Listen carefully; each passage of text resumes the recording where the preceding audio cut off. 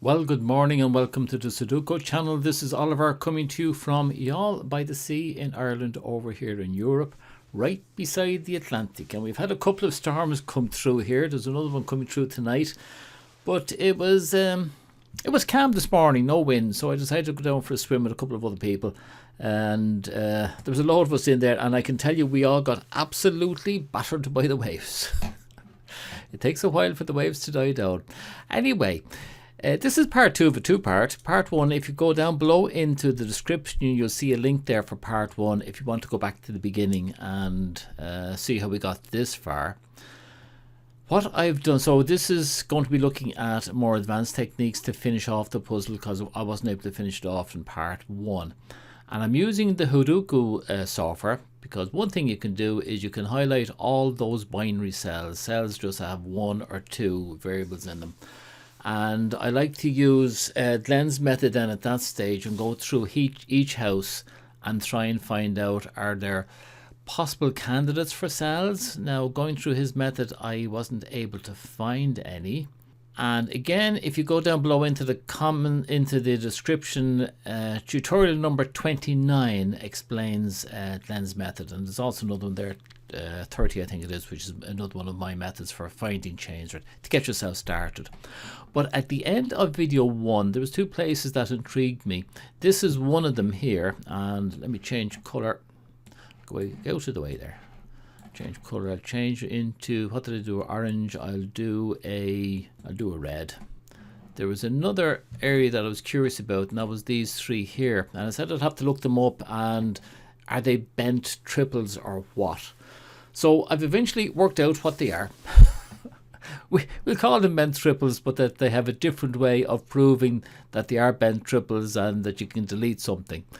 They were the only 2 bent triples I could find, and how do you prove it? Let's look at these 3 here first. Now this one works if you have a start and an end. So if we take it that this is the elbow and that is one leg and this is the other leg, if there is a common number between the 2 of them. So for example in this case we have a 9 and a 9. Oh, this one also has a common one, but we look at that in a different way. And by having that we can now make this into a chain, because we know that this is a strong link in here. If you haven't done strong weak links, go down below and there is a tutorial on strong weak links. So this now here is guaranteed to be a strong link. This is guaranteed to be a strong link, and so is this. And once you have that, it will work both ways. You're guaranteed that it's going to be a valid chain.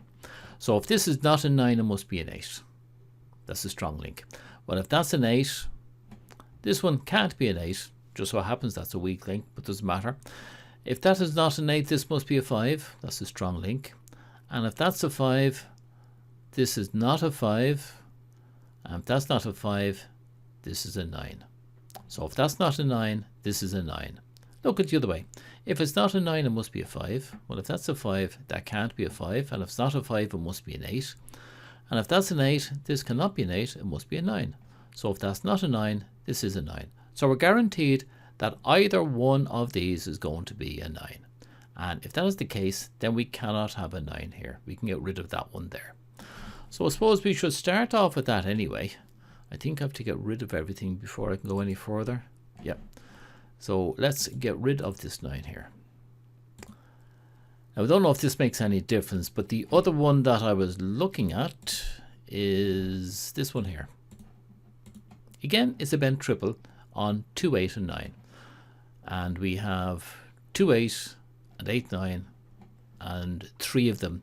3 of the candidates are in the middle. Okay, take either end of it. We'll take this end here, an 8. What will happen if that's an 8? Well, if that's an 8, we can't have an 8 here, and we can't have an 8 here. Straightforward. That is if that's an 8. Suppose it's not an 8. Well, if it's not an 8, it must be a 2. And if that's a 2, we can't have a 2 here. So we have an 8, 9, 8, 9 conjugate pair, which means we can't have an 8 here either. Right?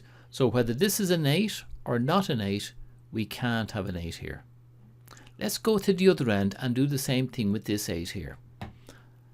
So if that is an 8, we can't have an 8 here. If it's not an 8, it's a 9. If that's a 9, this is not a 9. So again, we have a conjugate pair this way of 2, 8, 2, 8, which would get rid of this 8 here. So it doesn't matter which cell we take to start off our logic, we know we can get rid of this 8 here. Now, I just wanted to put those in there because they're two things that I saw. Now, what does that do for us is the next question. Does it actually allow us to solve the puzzle? Okay, it took me a while to see it, but this column here, we only have the 1 9. The single 9, I mean. So that has to be a 9. Giving us a 4, that's going to give us an 8, and I think it's beginning to clear up things for us now around the place, isn't it? Ah, the 2 up there. It's beginning to fall apart. I wonder, do we have it? I'm just scanning around to see, are there any hidden singles there, hidden uniques in a row or column? And there is in this row. That's an 8. Gives us the 9. We might be, I think we might go to get there. Do you know that? It's still a bit painful, but I think we're getting there. Oh, down there there's a 3. 2, 9, 8. This has to be it because we've got all the middle houses finished. It's just a question of keeping your wits about you and don't make a mess of it. Yeah, that's it. Now, I'm sorry, lads, I don't know, did we need both of those bent triples? I just wanted to show them, that was all. I suppose I should have checked one and see that actually solved it for us. I think the one that gave us the 8, that bent triple here, I think that was the one that gave us this 8, wasn't it? I think that might have solved it for us.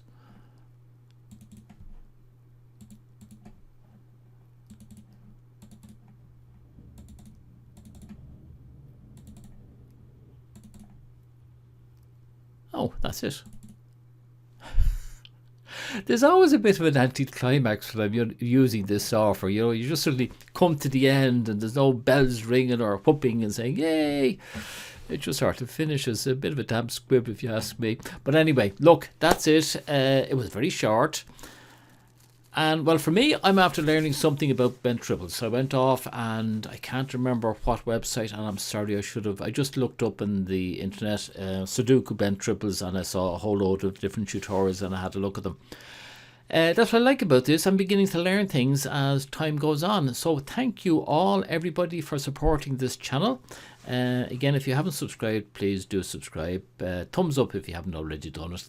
They work great in terms of getting these tutorials and the solutions out to other people, because I'm sure there's loads of other people looking for something like these diabolicals from the Telegram, where it takes a little bit of work to sort them out. Okay, thanks a lot, and I'll see you again in about a week, and until then, slán tamil.